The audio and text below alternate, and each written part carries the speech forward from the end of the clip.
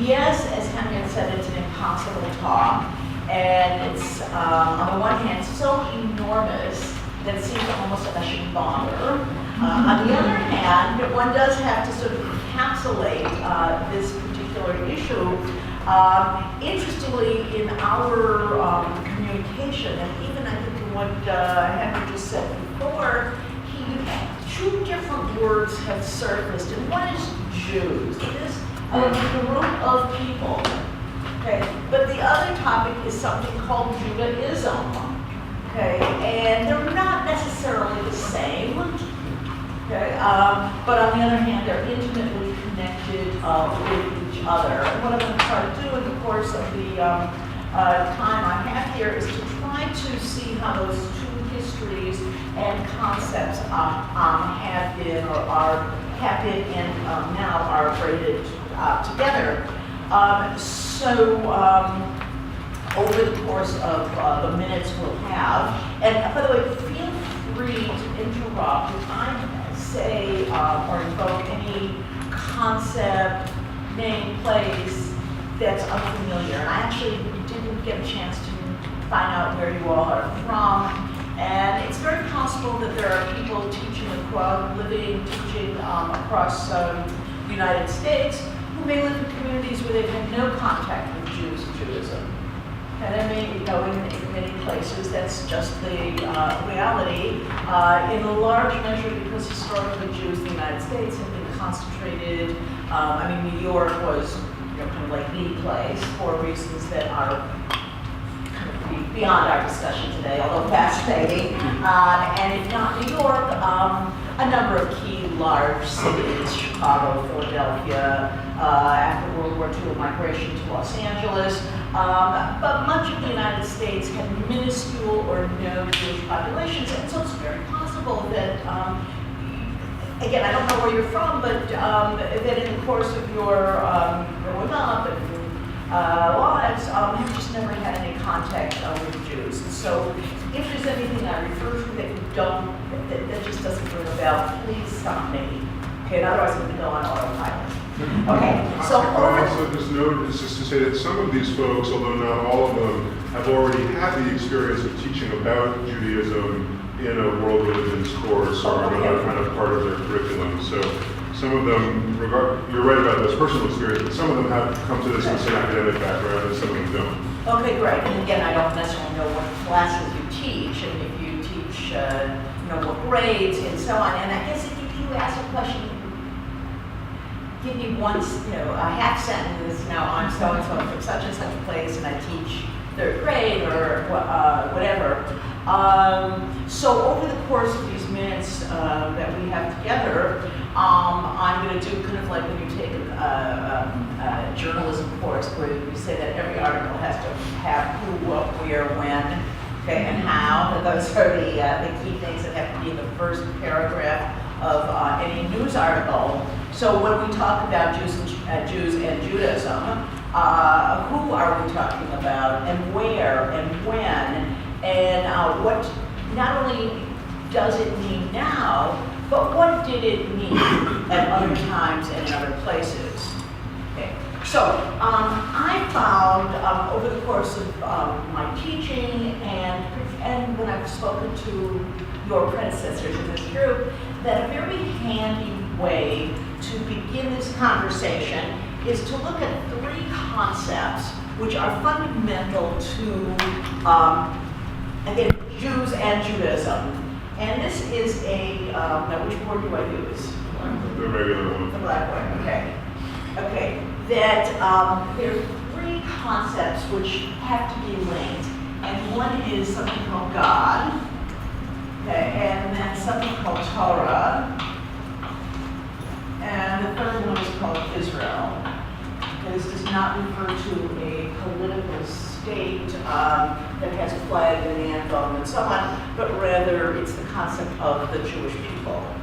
Okay, these three are linked together, and we can say that if we want to come up with a single sentence that embodies what is Judaism and how have Jews, over the course of their millennia of history, in different ways made sense of themselves, is that the sentence would be that God gave the Torah to Israel. Okay, and I don't know if anybody's seen, the Charlton Heston movie, The Ten Commandments, now is now The Ten Commandments, or maybe even better, Mel Brooks. He has the 15 and one of them drops. Okay, oops, not 15, 10 Commandments. But the idea is that Israel, again, this means Jewish people, the word Jewish comes in very late in their history, were elected, okay, or the really pesky concept chosen, okay, by God to get the Torah. Okay, this concept of chosenness has been plagued Jews in the modern period because it has a slightly super patriotic, almost racist kind of connotation. Jews are chosen, other people are not.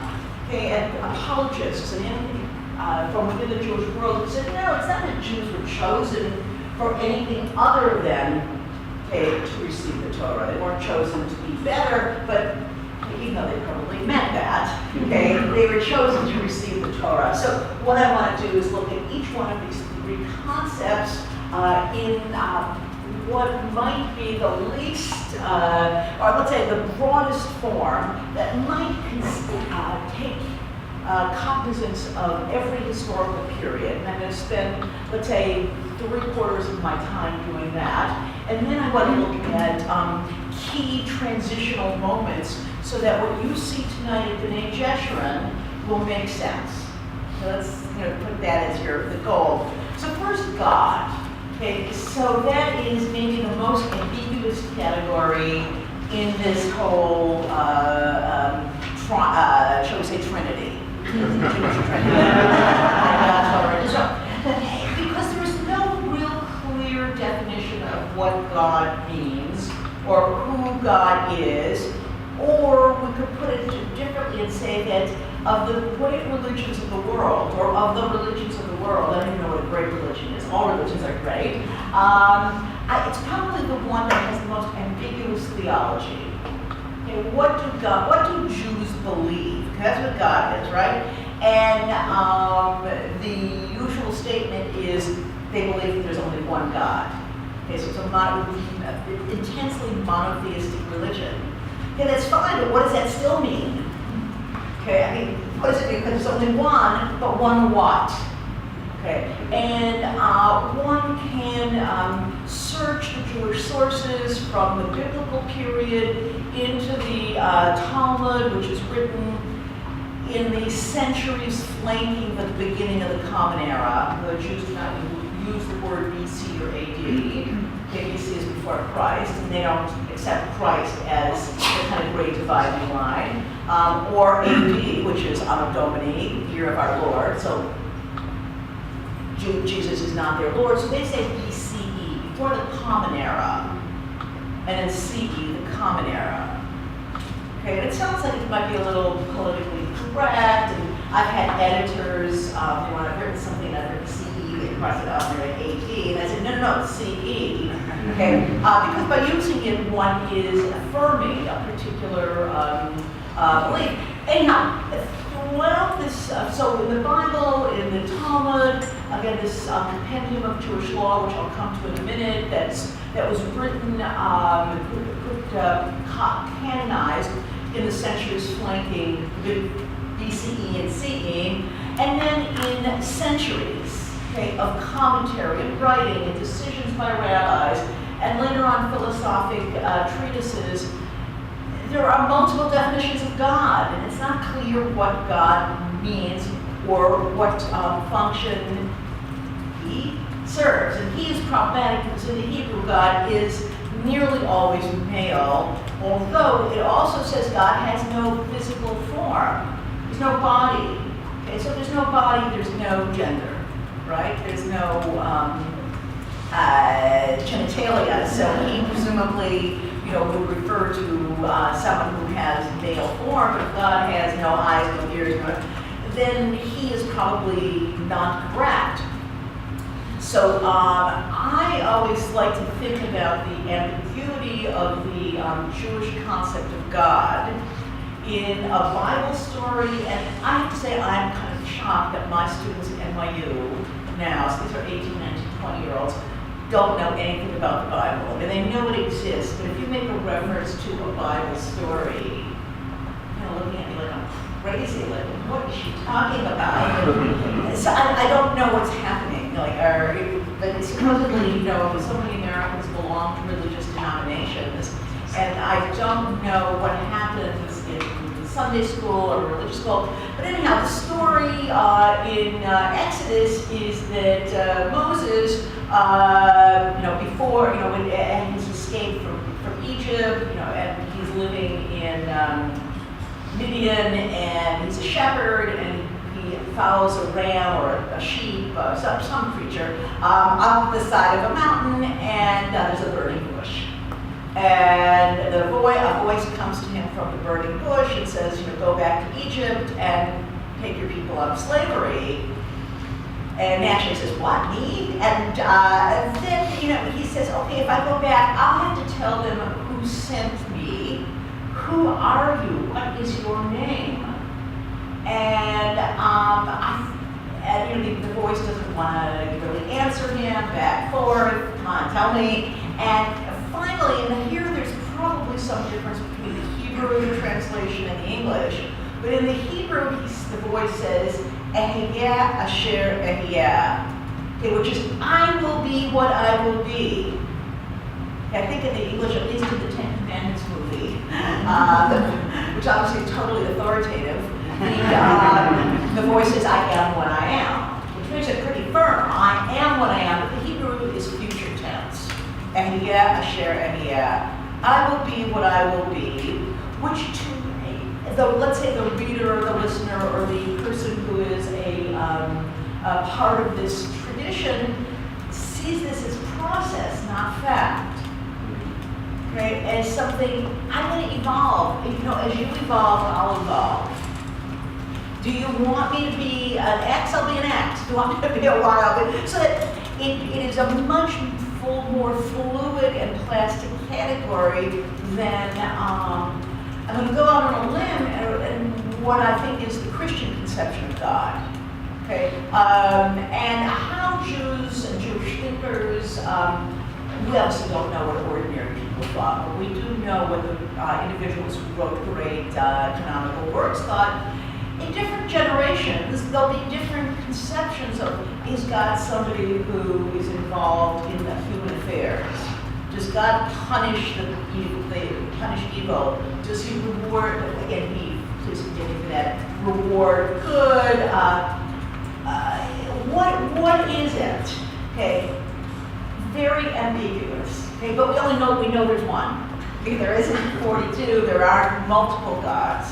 Okay, so in this Trinity again, this entity called God, which is presumably the sum total of the forces in the world beyond human history and beyond human understanding.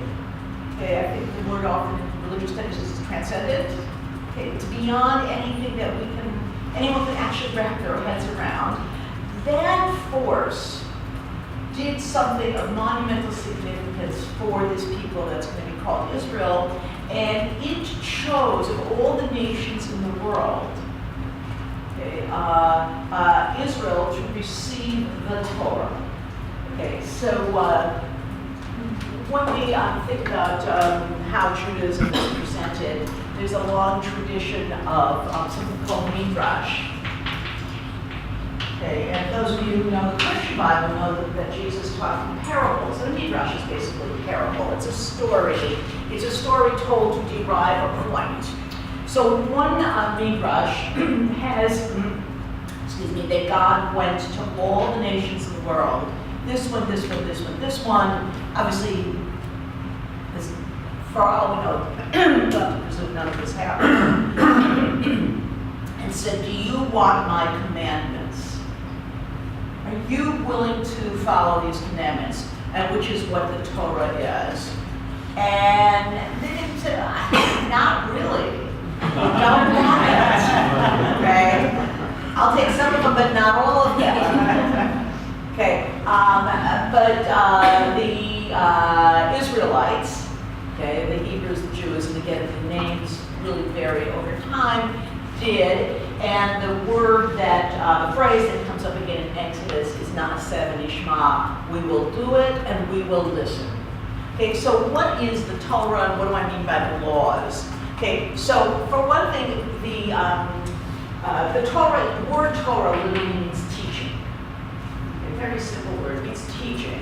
And when you go to B'nai Jeshurun, somebody will take out from behind an ark. Has anybody been to a Jewish service? Okay, so some of you will know what I refer to.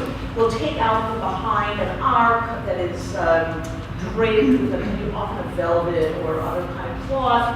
I'm not going to try to draw it on the board, but an object, which is two wooden poles with a scroll around it, and the scroll is our in the 5 books of Moses, written in calligraphy on a particular kind of parchment. Well, Hasia, we're going this evening, not tomorrow morning. Oh, so they won't see may it. or may not. See it. We won't be there for the full Torah service. Oh, okay. So sorry. Okay, I wasn't listening that carefully. Anyhow, so Torah means teaching. Literally, it means these 5 books of Moses that are written on the scroll. But much more broadly and deeply, the Torah is a vast compendium of Jewish law, okay, and the teachings that emanate from that law. So the word that's used to talk about this is mitzvah. Okay, so you may, sometimes it comes up in some popular culture context and say, oh, do me a mitzvah. Okay, help a little old lady across the street, or are you willing to do me a mitzvah? Go get me a glass of water, and I'm too lazy to get up from the couch. That's not what a mitzvah means. A mitzvah is an obligation. It's a commandment. It is what you must do, or what you may not do. So there are, to be literally, perhaps overly precise, there are 613 mitzvot. There are 613 commandments. Some of them are for everybody. By the way, some of them are for all human beings. The ones that God articulates to Noah after the flood are considered to be all human beings, not killing, and so on. So to the 10, by the way, in Hebrew it's not the 10 commandments, it's actually the 10 sayings. And that's, again, very interesting that it's not called the 10 commandments in Hebrew. But the very first commandment which God says to Adam and Eve, or to Adam and to Eve, be fruitful and multiply. Very first commandment. Okay, and then it goes on, and many of these commandments are offered in the books of Leviticus, Numbers, and Deuteronomy. And out of this came laws about what to eat and what not to eat, how to mark the calendar, that is the Sabbath, the holidays, laws about how to treat your workmen. You may not withhold wages from a worker at the end of the day. You have to pay every single day, because if the person doesn't come back, you would have stolen their wages from them, and on. 613. Some of them are specifically for men. Okay, by the way, including the one about being fruitful and multiply, that's an obligation men have, not women. And we'll come back to that because it has a very interesting legal implication, which will manifest itself both in the Talmud and then in the more modern period. These laws, which are which are stated in the Torah, are pretty concise, like be fruitful and multiply. Okay, and what does that mean? Okay, so in this context then, God went to the nations of the world, and only Israel, the Jewish people, agreed to accept these as theirs. And they would be described as shomrei mitzvah, the ones who observe the rules or the commandments. And without them, without the people, and this is the peoplehood part. Okay, so this is the people. God's, desire is way too weak a word, right? But thank God, if Israel had not chosen to accept the Torah, then God's plan would have been foiled. Right? He needed them as much as they needed him. Okay? These three parts, God, Torah, and Israel, are indissoluble, are inextricably caught up with each other. Okay, so over the centuries, millennia, not centuries, when we think about the history of the Jews or the history of Judaism, we can't disentangle these three parts of the of this formulation. How they aligned with each other changed, and they changed because of powerful historical forces, which took something that on the surface seems sort of a little abstract, okay, and then became matters that had to be operationalized. Okay, so each one of these is a subject in and of itself, and yet each one of these is a subject for hundreds, thousands of books, articles, and clearly I've done violence to each one, just in terms of the brevity of what I can say about them. But just for our purposes, I think we can say that throughout the long history of the Jews, these three have been there, but in different relationships to each other and in different forms. Henry? I just wanted to ask, before you kind of move on from this trinity, there's one, I wonder if you could flesh out for everyone oral and written Torah. Yeah, well, I'm going to come to that in a second. Okay, all right, sorry. Okay, so these three are always there in their conversation with each other, and I think the best way to understand that is to now shift to the history and to look at the journey of these three concepts and all intermingled. So first, we know very little about the ancient Hebrews. Okay, there in the Bible, the word Jewish, Jew, Judaism, does not exist in the Bible. Doesn't exist. Okay, these people are variously described as Israelites, Hebrews, the children of Israel, the children of Jacob, and they seem to have been one of many peoples of the ancient Near East. And all the stories we have in the Bible, I can tell you, have absolutely no basis in fact. Okay. Which doesn't make it any less powerful. I'm sorry?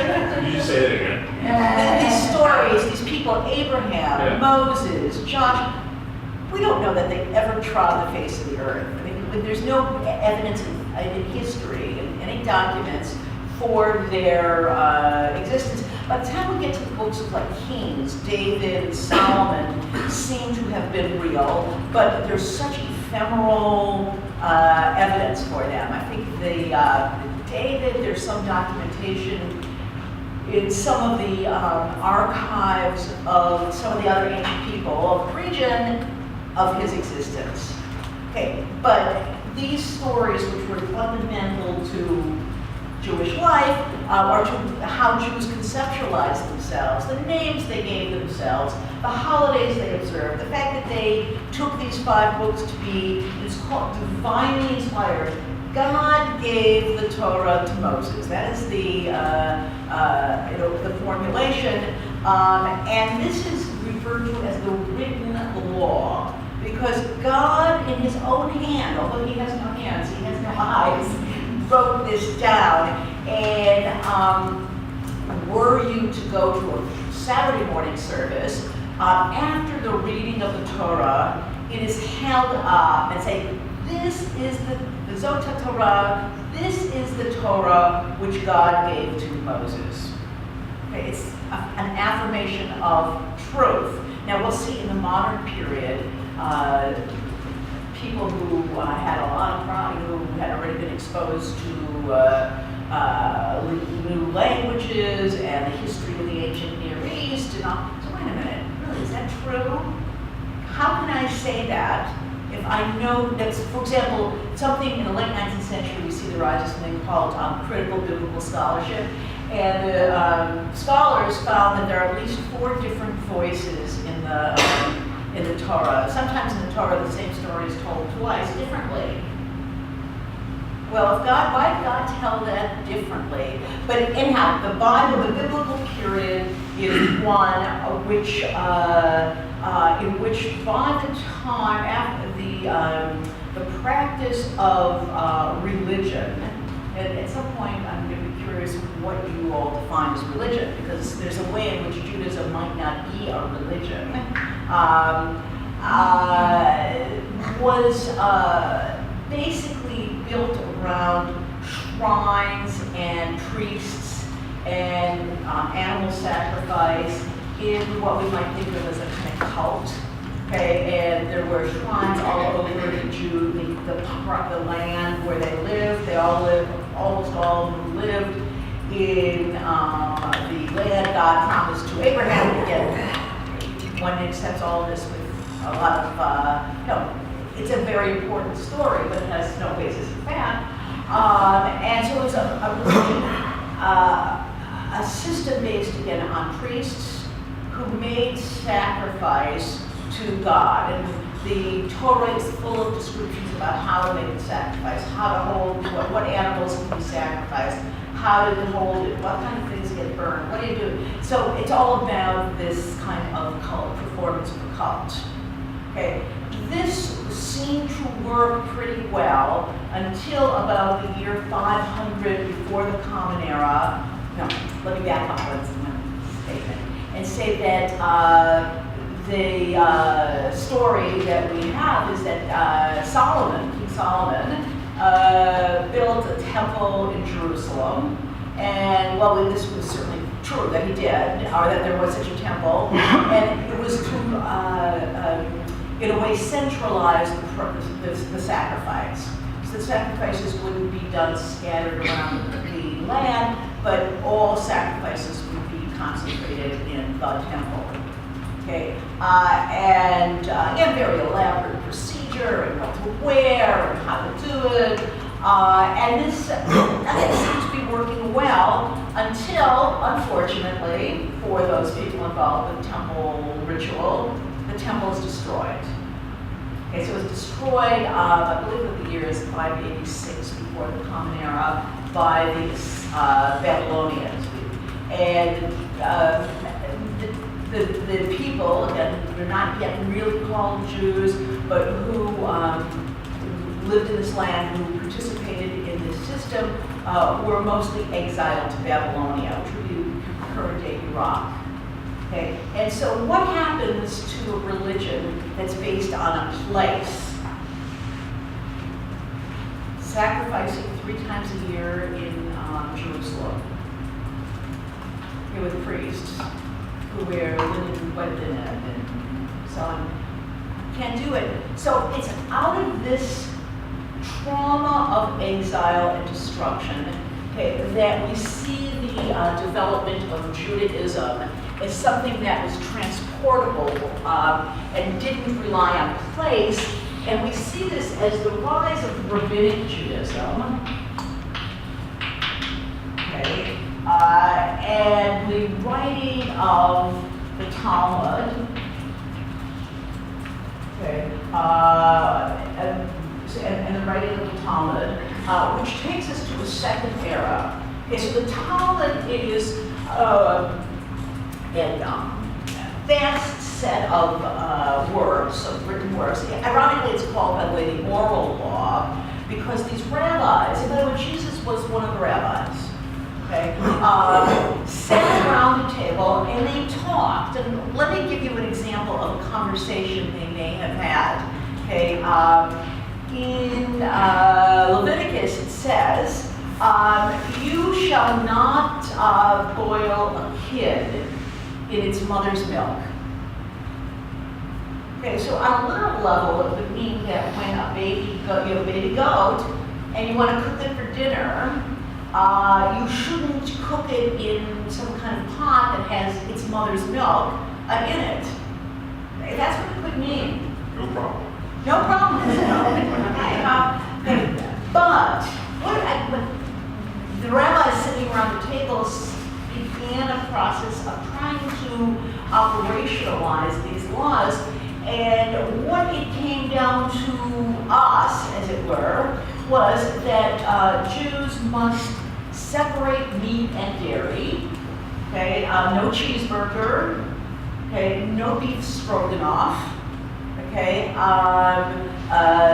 no, at the same meal, one cannot consume something made of meat and something of dairy. Okay, and then over time it became more extended that, in fact, in the ideal, one had separate dishes. Dishes upon which dairy had been served, and another set of dishes upon which meat had been served. And what do you do with chicken and fish? Now, you show me a chicken whose mother had milk, and I'll show you it wasn't a chicken. But the rabbis, okay, sitting at these academies in Babylonia, and then they eventually do go back to Jerusalem, and there's a second temple, and this is in the time of Herod, and again, if you know the Christian Bible, this is the one that functioned in the days of Jesus. The rabbis compiling this oral law decided that a chicken was meat. Okay, and therefore you couldn't have, I don't know, some chicken dish, chicken a la king, right? And it gets made with a cream sauce. Okay, but fish, they said, was neutral. Fish wasn't meat. Okay, maybe because it was, so they, very, kind of picky, and in a sense it involved a certain amount of science. Okay, chicken was warm-blooded, fish was cold-blooded. Okay, so the compiling of the oral law or the Talmud was this massive effort to try to take the mitzvot, the commandments that are scattered throughout the Torah, and to put them in the shape so that any ordinary individual could know, what do I eat? What's for dinner? What can I eat? Okay, so let me say that I mentioned the beef fruit. Yes? That's just one question. What would be the consequence of violating that law? Oh, that's is it just great. like bad for you, or is there like you've sinned a major? Yeah. I just don't know what would be the. Or is there no consequence? What's at It's a stake? great question, because it gets us back to the ambiguity of this concept of God. Yeah. Well, on a social level, if it was found, if your neighbors who were all following these laws knew that you were sneaking around and making chicken, they'd never eat in your home. I mean, you become a pariah in the community through social ostracism, but there's no heaven, there's no hell, there's no burning. And I think it's really notable that on Yom Kippur, the one day of the year where Jews are focused on their own sins, it is never the sin of eating a cheeseburger, but it's the sins that people commit against other people. Okay, and it focuses on what might say the ways in which they've upset the social ethical universe. But the sin is yours. You can feel really terrible about having eaten a cheeseburger, or you can say, it's actually pretty good. I wouldn't underestimate the importance of the way that it marks those social boundaries, right? If your Orthodox neighbor, if your neighbors feel like they can no longer eat in your home because they can't trust your dishes, that's a deep form of, it's not a divine punishment, but it's a really profound social ostracism. Which makes Israel in some ways more important than God. And in fact, when you're, maybe you're thinking about making a match between your daughter and their son, I'm not going to let my son marry this girl who comes from a family where they're kind of lax in their standards. But God, he's not part of it. Okay? Unless you say that God really is the community. And God is that Israel is in a sense God itself. Okay, but it's a great question because there's nobody to confess to, there's nobody other than yourself. Okay, and perhaps to your neighbors, I didn't mean to do it, I'm sorry, it was over. But it's in the here and now rather than in some moment in the future. So this, by the way, be fruitful and multiply, the rabbis define this as an obligation of man. And even in the period where the Talmud is being written, there's discussion about forms of contraception. And what forms of contraception can an observant couple use. And so anything which is a barrier to male fertility is banned. For example, a condom. Okay, or withdrawal. That's that they can't do, but something that represses female fertility is okay because the burden is on the man, not the woman, to be fruitful. So again, and is that just because in the biblical text God said that to Adam and not Eve? And not Eve. Had he said it to Eve, it would have been a different story. So again, these rabbis drawing on the knowledge of the world around them. Someone mentioned you seem to have known a great deal of something. Sorry, that blows my mind. That just makes me think, like, observant Orthodox communities, can they take, like, the pill? Well, so there are some elements, because within the Orthodox communities, as a very amorphous, there are many different strands, and some of them the pill is just fine. Okay, but a diaphragm, no, because it holds the man's seed, it captures it. Okay, so they sit around and talk about this, and so hence it's the oral law. Okay, it eventually comes down to us in two different forms: the Talmud, the Babylonian Talmud, which is written in Babylonia, and then the Jerusalem Talmud. But by and large, these are the documents or the words, the words that govern Jewish law to this day. And it's primarily a text about life in the diaspora. Okay, that is life outside of the Holy Land, okay, or life outside of the Jewish Commonwealth. Okay, now the next little note I scribbled down to myself here on my pad is, I think the next concept we need to keep in mind is that from the time of the Babylonian exile to, well, today, sitting here in New York on July, 2016, much or all or most of Jewish life was lived in multiple diasporic settings. Jews, we could take again a whole year to have a discussion about Jewish migrations, whether they were forced out of exile, like in 1492, all the Jews of Spain, which at that point was 90% of world Jewry lived in Spain, they were forced to leave, okay, unless they converted to Catholicism. Okay, and so they spread out. But there were many migrations which were not about being forced or exile, but rather Jews understood that opportunities or life would be better in, let's say, the United States in 1830 than life in Germany. And so they moved. And so they spread out all over the world. Ultimately, or not ultimately, by about a year 1000, historians tend to talk about two Juries, although there's probably, we're really talking about a third. And they're the Jews who lived in Spain and then later on moved over around the world, who were called Sfaradim, okay, and that is, which is just the word for Spain. Let me just.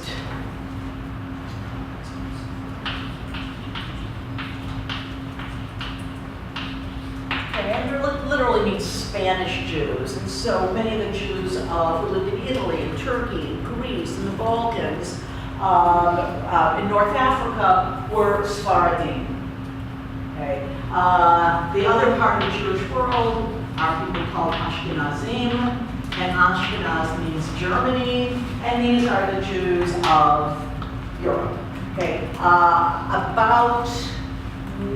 Just over 90% of all Jews in the United States are the descendants of are Ashkenazic.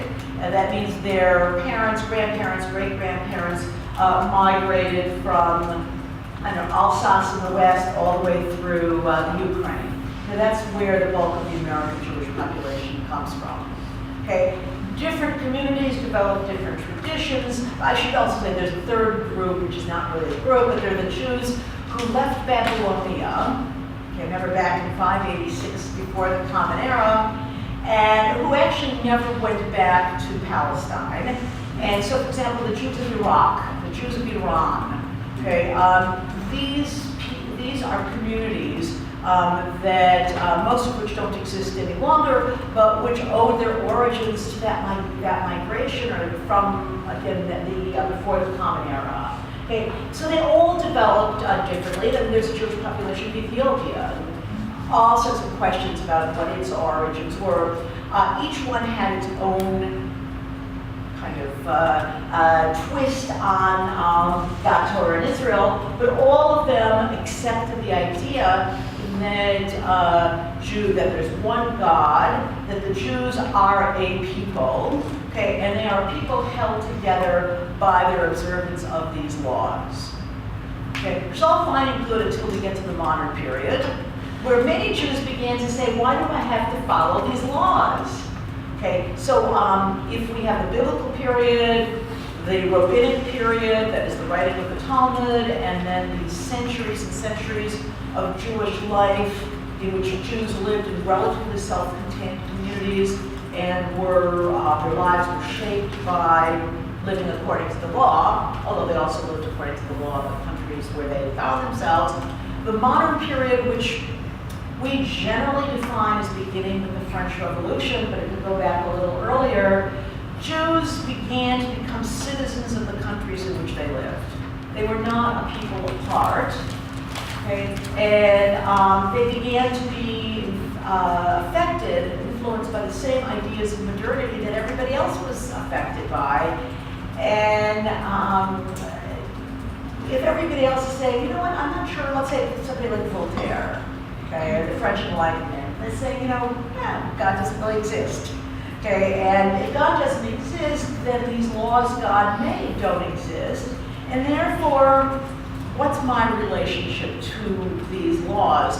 Now, the modern period is, in a sense, the period of great rupture, but as was the exile and the writing of the Talmud, because that destroyed the whole cultic temple period. And again, I just want to say that what you see in the synagogue, particularly if you go on a Saturday morning, is a symbolic reenactment of the old,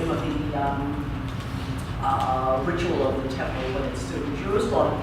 So, but the modern period represents a great moment of rupture, and I would say three things happen that are relevant for our conversation, and I hope this will become a conversation very soon. So first, as Jews were offered citizenship, the French after the Revolution said that Jews are now full citizens.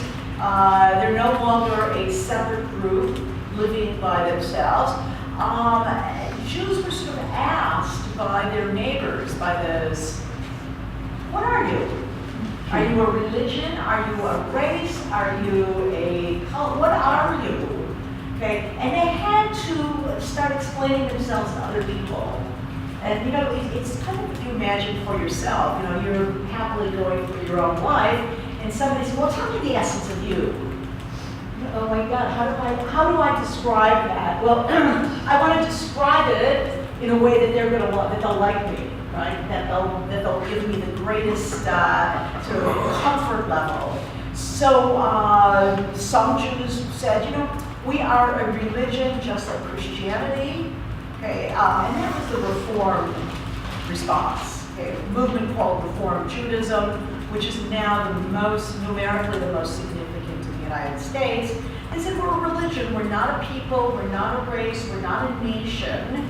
Okay, we have no desire, by the way, to go back to our ancient homeland. We are very happy here in Germany. Very happy, and we have to be Germans, and they often say of the Mosaic faith.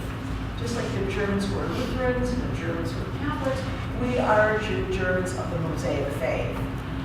Other Jews who had problems with religion said, we're not a religion, we're a culture. And just like there's French culture and Polish culture and this kind of, Judaism is a culture and it doesn't require any connection to either God or Torah. We're a group of people who held together by our common by our shared culture and our common ancestry, which by the way veers onto the concept of race. The Jews saw themselves as a separate race, okay, and not race the way we think of it in America, but rather as a people who are joined together through their ancestry. Okay, and there are many other answers. Zionism grows up at the end of the 19th century that's saying, yeah, we're a people like anyone else, and every other people has a plot of land that's theirs. You know, the French have France, and the Irish have Ireland. You know, and much of Zionism really grows up in Central Europe. You know, in the Habsburg Empire, where there were Serbs and Bohemians and Moldavans, and everybody wants their separate lands. I said, we too. Okay, we want our separate land. So just like the Serbs want to have a Serbian state, we want to have a Jewish state. Okay, so they have to explain themselves. They start fighting among themselves as to what's, you know, who is articulating this most efficiently or effectively. And they transformed Judaism from a legal system to a voluntary system. Okay, not I personally, but whoever is articulating this, I follow these rules not because God told me, but because I want to. So here we see really the essence of modernity, right? It's all about being modern, me, I, individualism. And you know, I follow these because it works for me. I don't follow actually all of them. I'm going to follow the 613. Okay, by the way, some of them won't follow, because some of the 613 had to do with animal sacrifice in the temple. And so obviously nobody's doing that. But I want to keep kosher, but I'm not going to be a totally meticulous Sabbath observer. Or I'm going to observe Sabbath, but I'm not going to worry that my blouse is made out of a mixture of wool and linen, which is forbidden. Okay, because there are rules even about what you can wear. Okay, I give these just as examples because modernity made Judaism a matter of individual choice, breaking up, in a sense, the inextricable unity of God, Torah, and Israel. So I'm going to end this by saying, and first I want to know there must be a million questions, and I hope it wasn't too fast, but I'm as a historian, I have no right to predict anything. Okay, frequently when I give a talk, somebody says, well, what's the future of? And I say, I don't know, your answer is probably as good as mine. So I don't know. But I do think that we are now in a new era. We are in a postmodern period where I think the whole relationship between these various concepts are once again being renegotiated. And how it's going to look and what it's going to, what the relationship between them will be, that I can't predict. But I think post-modernity will be as great a challenge to Judaism as modernity was, or as exile at the beginning of the Common Era. Okay, so that was longer than I think I wanted, but Thank you. let me end. we have a half an hour or even a few minutes more for questions. Yeah, and because you were comments. totally 50 minutes. You awesome. Okay. Perfect. Yes, And I okay. tell everyone it's a completely impossible job I've asked you to do, and you do Right. well. Okay, now I'm so glad none of my colleagues are here because, we're specialists in this, that, or the other. Oh my God, what a loss. So I'm going to call on people, but also do tell me where you're from and what you teach. So. Okay, I'm Deb from Denver. I teach visual arts. So can you give me an idea how long this period of really localized temple worship during the time of Solomon? Yeah. Going for 100 years, where this was the center. Right, okay. So, so up to the time of Solomon, we're talking about thousands and thousands of years where there were shrines all over the land of Israel. Okay, Solomon, I think between the time Solomon built the temple and the its destruction by the Babylonians is a couple hundred years. Okay, and no more than that. Maybe a century at the most. Okay, but I'm thinking about the sort of chronology in the Book of Kings. Now, since there are no dates, it doesn't have, it's kind of hard to do that. A couple hundred years to about 1,000 years at the most. This was a period of time where the people, the Jews, the Hebrew, are governed by kings. Okay, so politically, it's a kingdom, and they're break up into two. There are two kingdoms, the north and the south, and the religion is wielded by the priests. And being a priest was something that was inherited. So any Jew anybody you ever meet, I shouldn't say every, the name Cohen or variations on it, Kahan, Katz, are people who claim descent from the priestly class because the Kohen was the priest, and anyone with the name Levite, Levine, Lewinsky, were also, they were the assistants to the priests.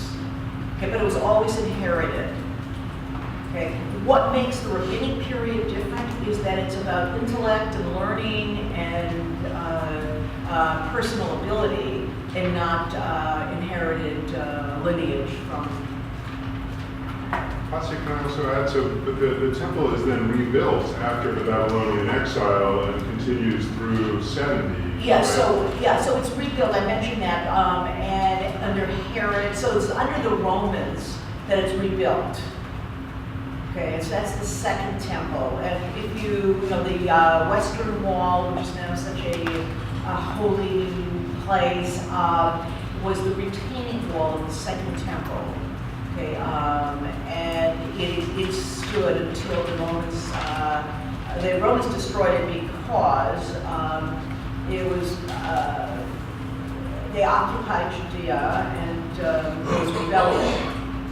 And in order to quell the rebellion, besides fighting the rebels, they destroyed the temple to, essentially break the will of the people.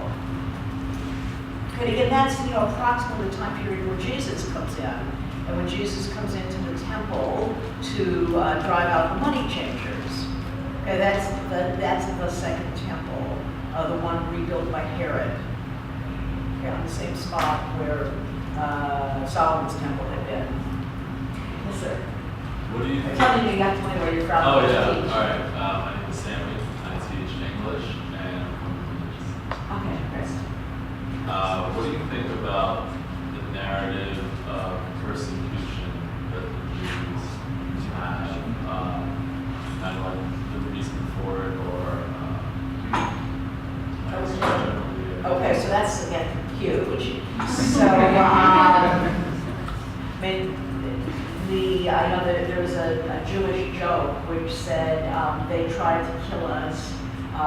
We won, let's eat. And that's the basis of all Jewish holidays. So that is the part of this story also, which is, I've already alluded to it, the destruction of the temples, the occupation by the Babylonians, the occupation by the Romans. If you ever have a chance to go to Rome, and you'll see the Arch of Titus, on the top of it is a frieze of the captives leaving Judea, carrying the temple.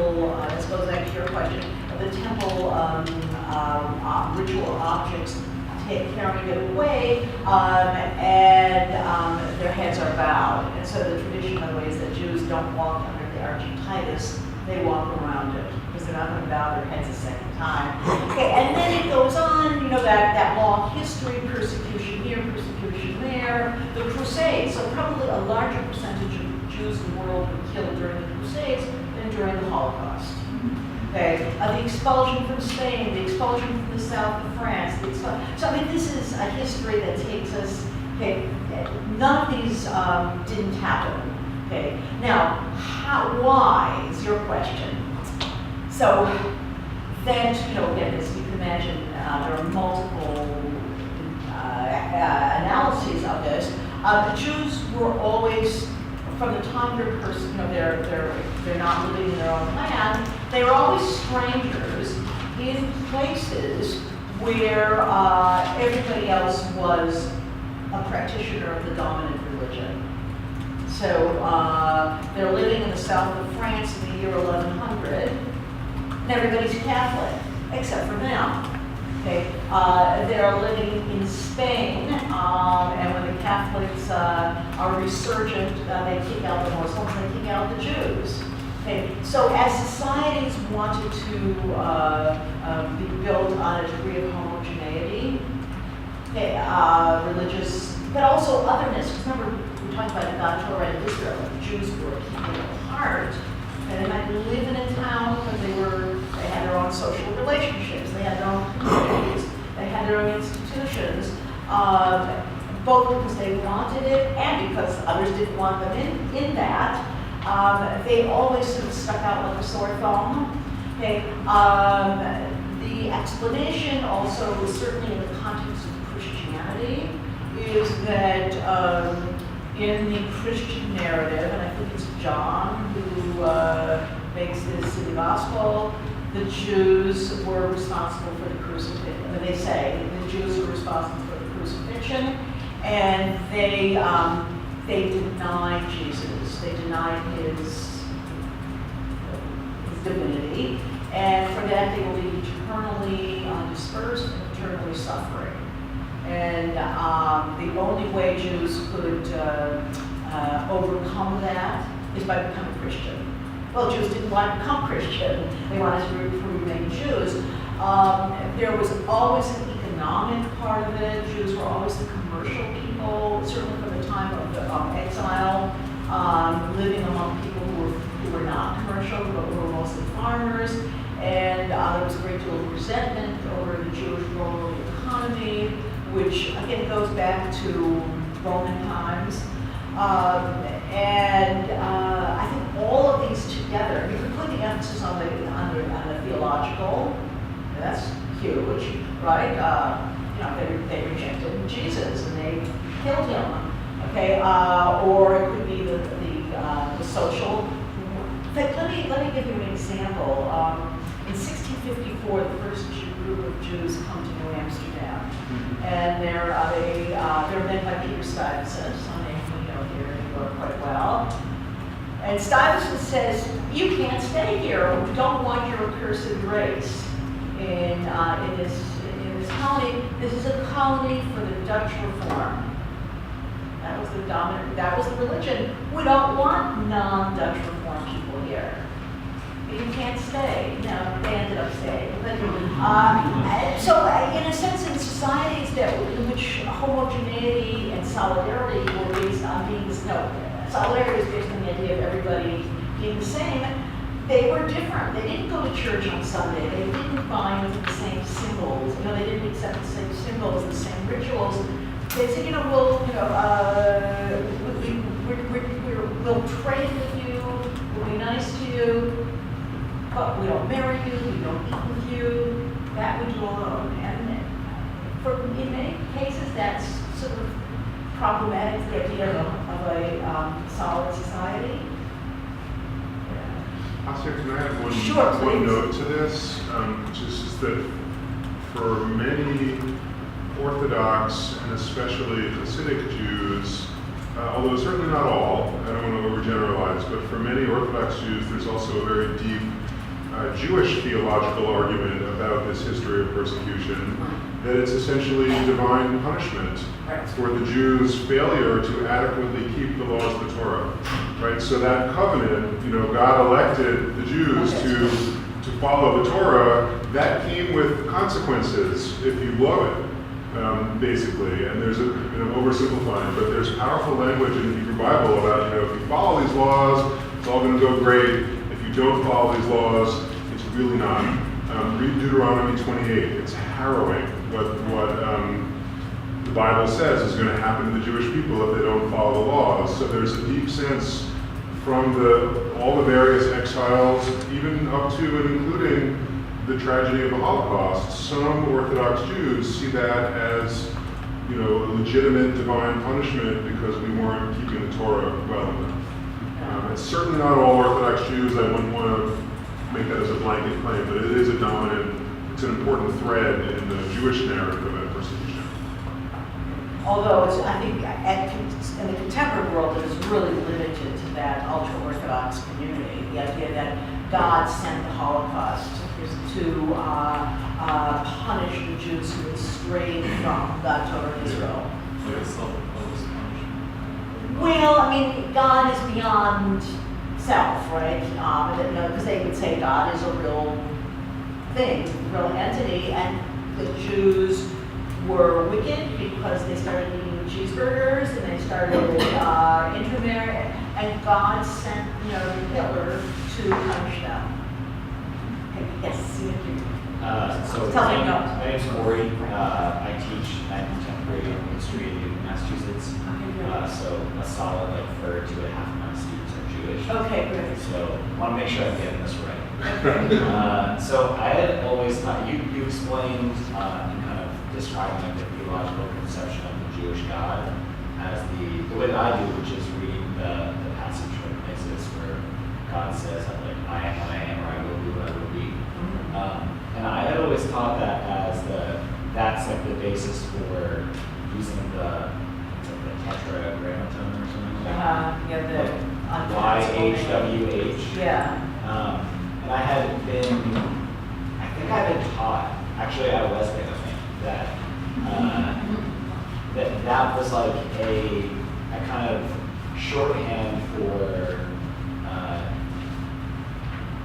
all the conjugations of the verb to be, into one word or one linguistic kind of representation. Right. Is that accurate? That is a Kabbalistic interpretation of that. Oh, really? And it's as good as anything else.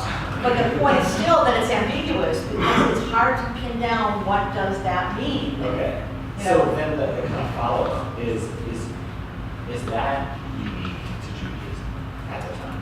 Having a God who's ineffable, you can't even pronounce. Okay, yeah. So in the ancient Near East, where this all develops, there were statues of gods. Think about Egypt. There are multiple gods, and one is portrayed as a raven, it's another, and God is in a shrine with a tree, or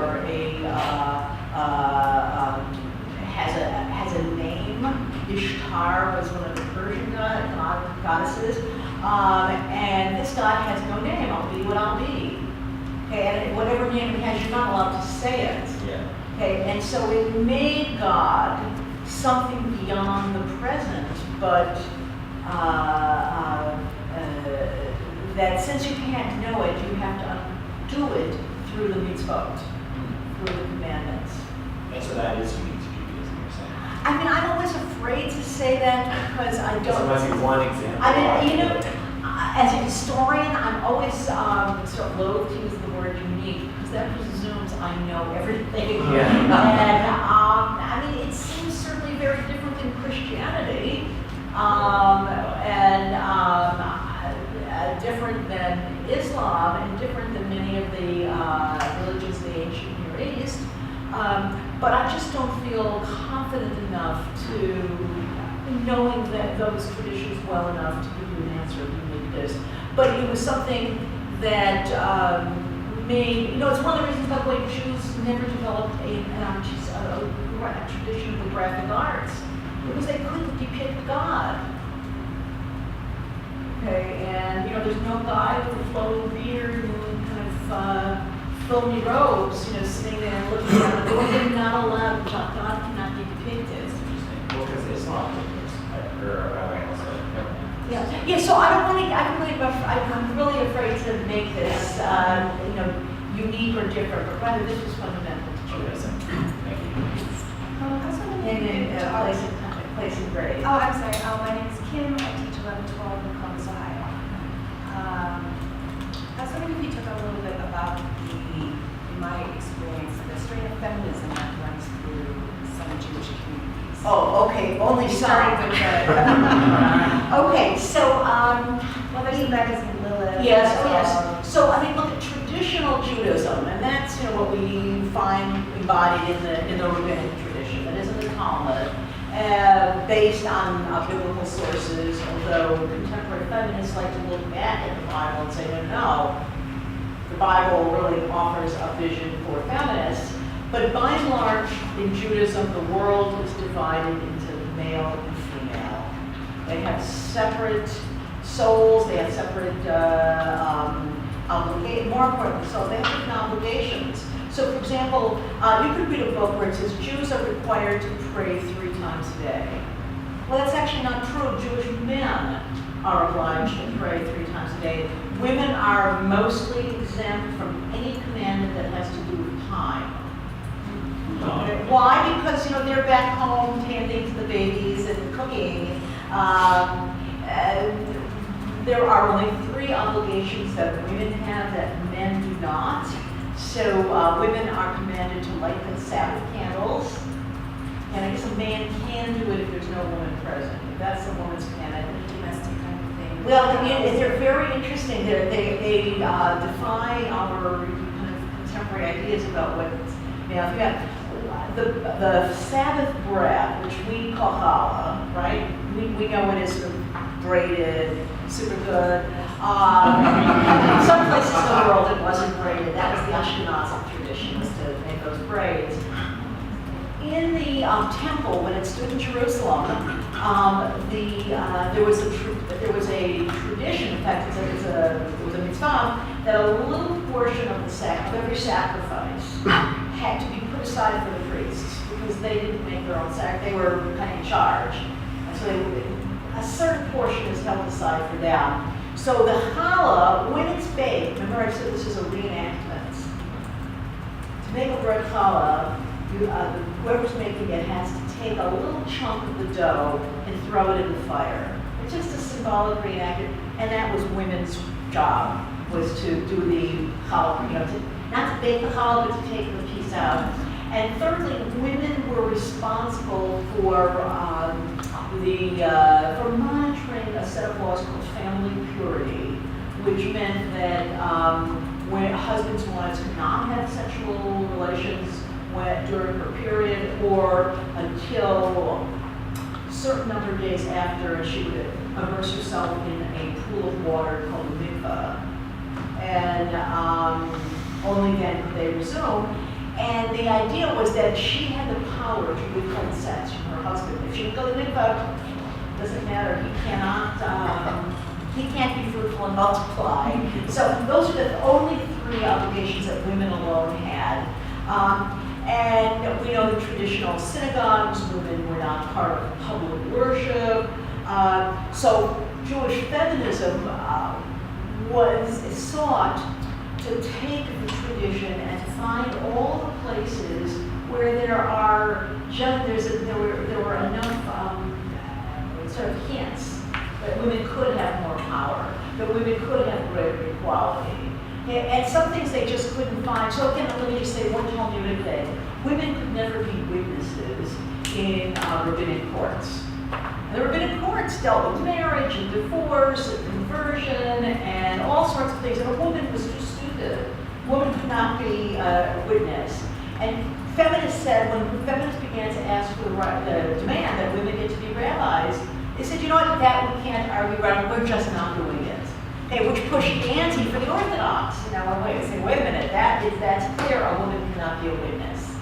Okay, just like somebody who has other defects cannot be a witness. Being a woman was a defect. So Jewish feminism is very strong. It was triumphant in America outside of the Orthodox circles. And even there, if we reconvene in 10 years, there'll be women Orthodox rabbis of what we would call modern Orthodoxy. And there There are already. are already. Yeah. They call them rabbah, right? Yeah, so But that there are. too, yeah, is beginning to change. Actually, one of our speakers in the panel discussion is a male rabbi, but from a synagogue where he serves alongside a female rabbi. Okay, excellent. Okay. I'm John from just outside Chicago, and not far from Skokie, Illinois. Okay. There's a very large contingent, both conservative and some Hasidic Jews. I've heard from different presenters over the years of the issue of monotheism versus monolatry, that the first commandment doesn't necessarily establish monotheism. You know, in its wording that it says, I'm the Lord your God, you shall not have any other gods before me, but not necessarily canceling out Right. the other gods. Can you elaborate Yeah. on how I explain this to my students? Yeah, no, it's hard, because there's also a very, again, powerful prayer during the Sabbath services where it said, who is like you among the gods? Mikamocha. And they're saying that actually when they're carrying the Torah around. So monotheism, as, I mean, you're really testing my ability, my Your theology, theological my chops. sort of skills. It evolved over time, and none of this just sort of popped up in full form. And so early Judaism accepted the idea that there were other gods, and they were just inferior gods, and the Jews didn't follow them. Okay, but there was this one God, and he was the God of the Torah, and he was the God of Israel, and he was greater, and he was the one the Jews had to follow. Okay, over time, as monotheism, or what was the word you used? Well, it's just described as monolatry. Monolatry. The idea that it just doesn't deny other gods. Yeah, so with the rise of Christianity and Islam, which in a sense also are clearly monotheistic, or Judaism changed, by the way, in response to Christianity. And some people would say Judaism didn't exist before Christianity. The Hebrew religion did, but Judaism is a product of the era of Christianity. As those religions formed that took one God as the norm, Judaism became more sort of centrally monotheistic. Okay, and so when I said, as a religion, what does this all mean? What do you believe? If there's one statement that encapsulates what a Jew is supposed to believe, it is, Hear, O Israel, the Lord our God, the Lord is one. Okay, that's all. Okay, now what does that God mean? We don't know, but Hear, O Israel, the Lord our God, God is one. Okay, other questions? Yes. I have two things. My name is Joseph. I'm a high school English teacher, but in a past life, I was a Jewish studies master's student. Oh, wow. So I have a very quickly respond to Ken because I love that question, and then I have a question for you. Okay. So there's this really great thing that I just learned about, which is men are obligated in their prayers to say these like three things that are really problematic to modern Jews, and one of them is, "Blessed are you, O Lord, who do not make me a woman." And the next one, interestingly, is "Who did not make me a ignoramus," or it sometimes changes the slave. And those two together. And who did not make me a non-Jew, a goy. But one interesting thing that happens is that women obviously can't say that, right? And so in the rabbinic period, I think, if I'm right, you can correct me, women develop a separate prayer form that says, "Blessed are you, Lord, O God, who made me and according to your will," right? And so this may be like a way that, like, for early feminine Jewish feminism, where like women are taking charge of the leadership and transforming it, even before the like modern feminist movement. Yes. But so I am really interested in that moment where you said that the Bible is not facts as like a pedagogical tool, because I'm wondering how your students react to saying that in class. Because I remember quite distinctly when I was in their position, a professor very much like you said the exact same thing, and just being like, what? Like, blown up. So I'm wondering, how do your students react and how do you respond to that as the pedagogy? Right. So, there will always be one or two students who are really upset, just as there'll be students who are upset about other things that I say. And I don't, well, my understanding of what I do as a teacher is that I have to present them with the most authoritative material that I have, with the closest thing that masquerades as truth. Okay, with the understanding that later scholarship could prove me wrong. Okay, but this is what we know now, and the other points of view are people have the right to believe whatever they want to believe, but I cannot trump in belief. I have to present evidence. Okay, it is the goal is not to shape people's beliefs, because you can continue to believe whatever you want to believe, regardless of the facts. And so my goal is not to offend anybody, but on the other hand, I think that sometimes hearing something that's offensive can make you actually more firm in your belief. Okay, and I said, look, there's no evidence for this. Okay, the Bible we know was written by people, and even not by God. And I think there was a question earlier, that the higher biblical criticism of the late 19th century was able to depict 4 different voices. I think it's J, P, D, and E. Okay, they wrote differently. They wrote different parts of the Bible. Okay, well then it's not God writing it for Moses. And so if this would cause somebody to have a crisis of faith in their own, that's fine. But if it causes them to say, you know what, I still believe, that's fine too. I'm not there to shape their beliefs. And I hope I say it in a way that's not offensive. And to say, I would never say that's absurd to believe this or that. It's not absurd to feel you have to separate your dishes, or that you can't wear cotton and the linen and wool together. Everything you do it's fine, but I'm often what's the context.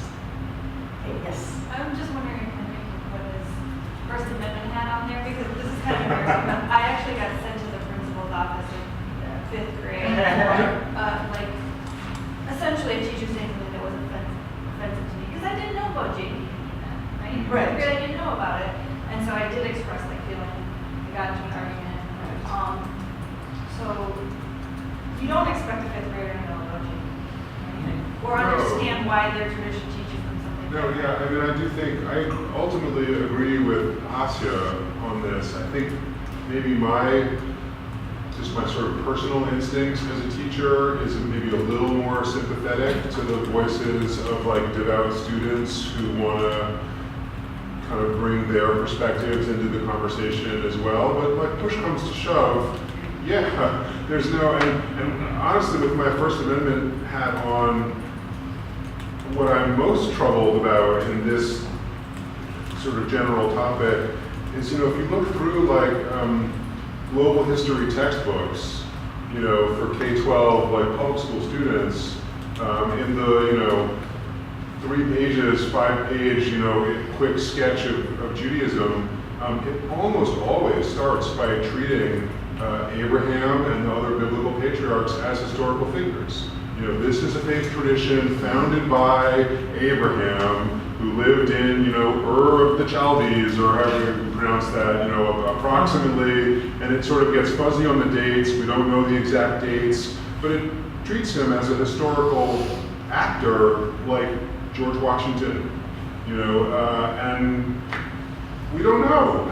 There's no historical, as Hasia said, there's no like textual historical evidence independent of the Hebrew Bible to support that. So I actually have deep First Amendment problems with any kind of narrative of Jewish origins that, you know, that doesn't question the historical status of the biblical patriarchs and Moses, and, you know, but at the same time I do feel, you know, First Amendment hat on, students have, you know, an incredible free exercise right to voice their faith in class as long as it is relevant to the assignment and blah, blah, blah, blah, blah. So there is a sort of level of kind of respect and consideration that has to be there for students' free exercise rights as people of faith if they are, you know, engaging with these issues. So this is a really sticky one. I mean, I try to avoid it, honestly. Yeah, well, I think that differently in college. This is, I think, Yes. in some ways a harder issue for K-12 teachers than college teachers. Yeah, I mean, even at a college level, students will come in with very strong political beliefs, and and many times they are different than mine. But I think they end up at the end of the class, they don't know what it is I quote believe. Mm-hmm. But what I try to show is what's the evidence for this, you know, phenomenon or that phenomenon. And I'd say in my classes it comes up most often on issues involving the contemporary Middle East.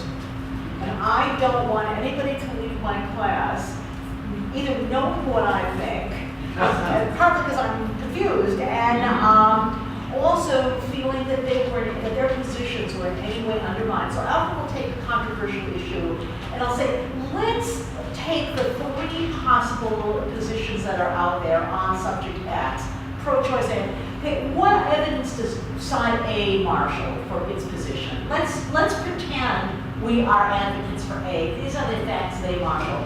Okay, here's position B. Here are the facts they could marshal, and here's their argument. And here's position C. And this is, so which do you agree with? And I say, it's not important what I agree with. What's important is that these arguments exist within the society. Now, when statements are made that are blatantly wrong, I do have to. So, the one that sometimes will come up is, you know, the founding fathers were deeply religious men. Well, that's just not true.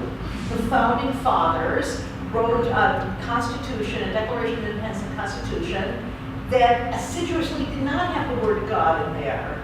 Okay, I mean, many of them were skeptics. Okay, many of them, you know, they, you know, wrote into the Constitution a First Amendment that said state is here, religion is there, and neither. So to say what sometimes said they were deeply religious men is just not accurate. Okay. Another question. You mentioned the afterlife in the Jewish mind, heaven and hell.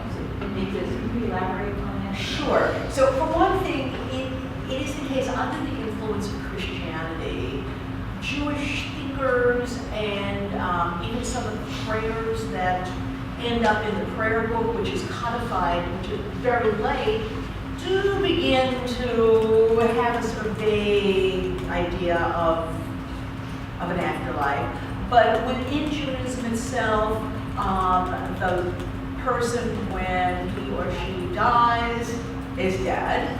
And what lives on is their spirit in the people whom they touched. And they say, may his memory be a blessing. Now that's their most common phrase. Okay, and the idea that those people who, their children, their grandchildren, should think about them, should remember them in order to do good. But there is no heaven to which the departed go and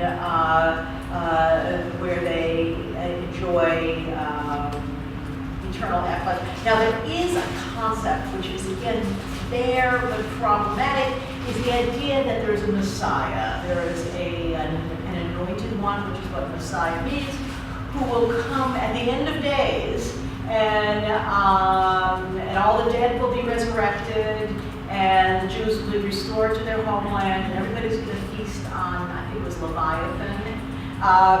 So there's a midrash, okay, again, one of these old parables, and it said, if you are planting a tree, and somebody runs into your town and says, the Messiah's here, keep planting.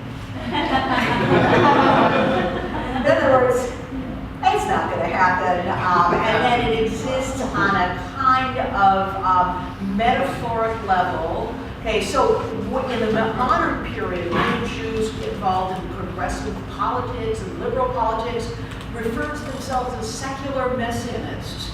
We take our Judaism to make the secular world a better place. That's what they said about themselves. There will be no Messiah, but we take the idea of the mission of the Jews, their election, their acceptance of the Torah, as an obligation to repair the world, to make it a better place in terms of labor, class, race, war, and so on. So certainly some of the Hasidim and the ultra-Orthodox do have a stronger idea that there will be a Messiah. I think they even have a date where he's about to arrive. But as the Midrash says, keep planting that tree. And, because this is something, in the 13th, 14th century, there's a great Spanish Jewish thinker named Maimonides, and under the influence of Aquinas and also of Muslim theology, he says Judaism needed a clear statement of belief. So he had articulated 13 principles. I believe in this, I believe in that. And he says, I believe in the coming of the Messiah, and even though he's super late, okay, I still believe. Okay, and this, by the way, was one of the songs that came to be associated with the Holocaust. Because, now obviously, the Messiah did not pop up, in hour of need.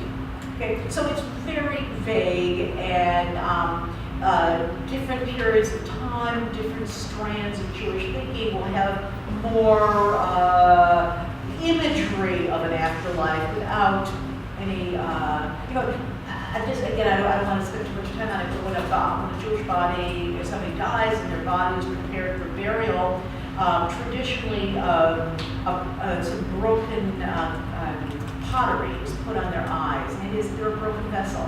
It's a vessel with no content any longer. And again, what lives on is their memory in the people who knew and loved them. Can I add a grace note for this? And all these little grace notes I'm adding come from my having spent a lot of time hanging out with Hasidic Jews, which maybe we can come back to another time. But so there are definitely, as Hasia noted, there are definitely some Orthodox and especially Hasidic communities for whom the coming of the Messiah, though he may tarry, is like not a metaphor at all, and an absolute certainty that we don't know when, it's running a little late, but that's not a question. It's a very core principle of Jewish belief and expectation. But it's important to note, sort of coming back to Mary Beth's question, that even for very devout believers in the eventual coming of the Messiah, it's not a period the Messianic age is not a period of divine judgment. The world and the cosmos will be restored to its ideal, perfect state for everyone. But for everyone. There's no judgment of sinners will be here and good saints will be there. There is a sense that the Jewish people, their chosenness will finally be recognized by the whole rest of the world. So Jews will kind of be in charge. But the perfection of God's creation will be universally shared for everyone. There's no sense of heaven and hell in the Messianic age. It's heaven for all, but with the Jews kind of running the show. Yes, with that, yes. I have a question sort of along those lines. And then we kind of have to wrap up soon, although I would love to go forever with this. It's sort of it's what Sam asked before. I'm from New Jersey, I teach social justice and U.S. history. And so along the social justice lines, one thing we study a lot of is hate crimes. And it seemed, and from the statistics that I'm seeing, or that we've seen over the years, Jews still experience the highest number of hate crimes, even despite the Islamophobia. Not that they're not high. And so I'm wondering, is this still, in terms of persecution, is this still the same phenomenon that you spoke of before, or is there, in other words, being a minority in a dominant culture, or is there something else going on? Okay, so now I'm going to put on my skeptical historian's hat, and I would really want to know where those figures come from. I have a lot of difficulty, from an analytic point of view, not an emotional, with many of the material that's generated by Jewish organizations, particularly the Anti-Defamation League, on incidents of anti-Semitism, which is a word that I don't really know what that word even means. I have a lot of problem with it because it is very much in their interest to keep the Jewish public scared.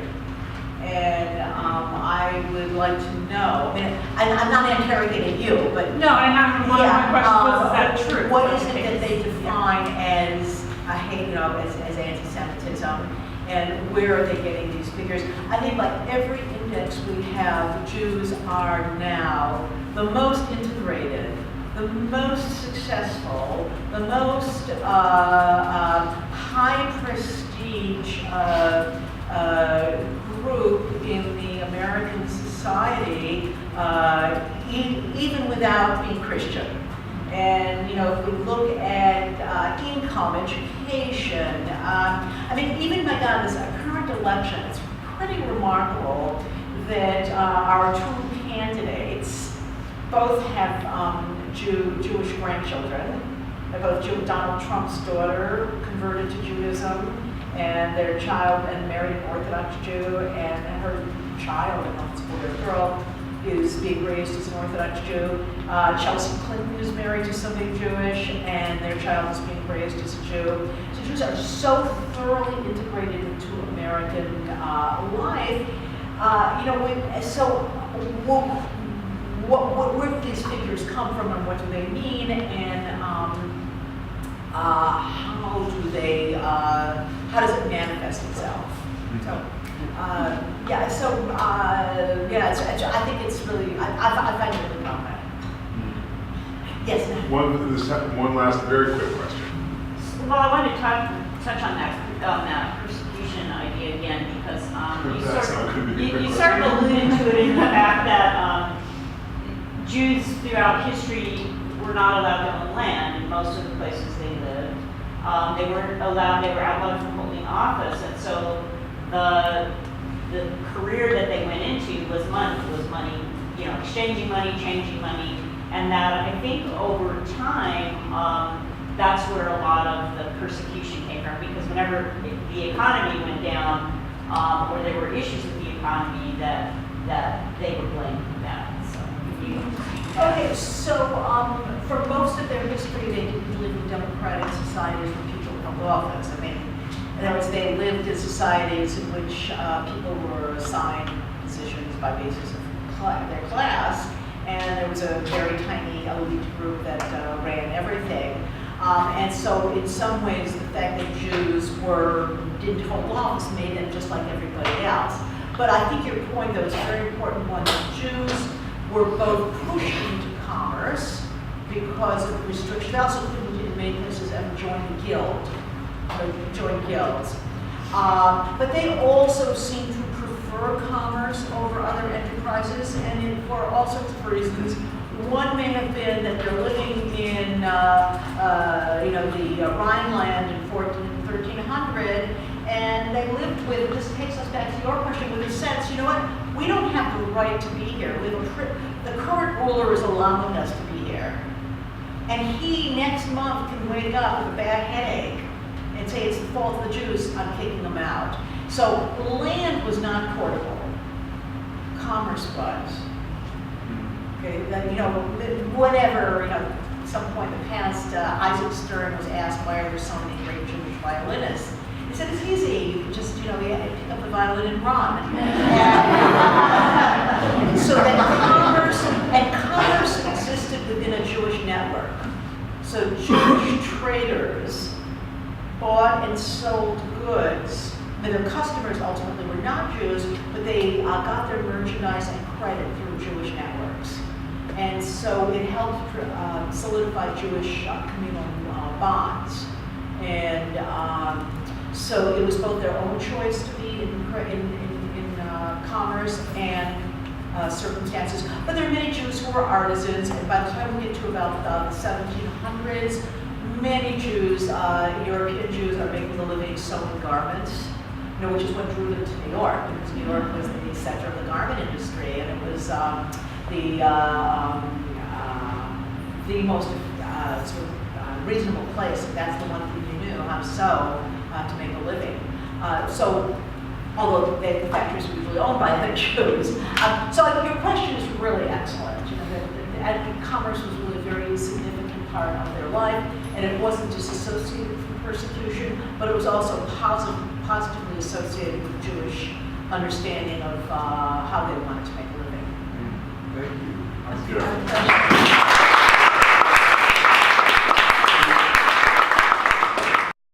That's kind of a like sort of an odd idiosyncratic note to end on. On the other hand, though, I think it's actually a great illustration of like one of the core principles of our work together is that some of the like basic features of religious life take shape within social contexts, right? So it's this context of migration and displacement, you know, that leads to a lot of these features that we associate with Jewish identity and Judaism. They all happen for a reason in historical moments. So if I could go back to that to the question, a Jewish merchant going from, let's say, Genoa to Constantinople could know to get goods, could know that there's going to be a Jewish community in Constantinople where he can eat kosher food, where he can celebrate the holidays, where he can make a marriage partner for his child, so that the religion and the idea of God, Torah, and Israel were not disassociated from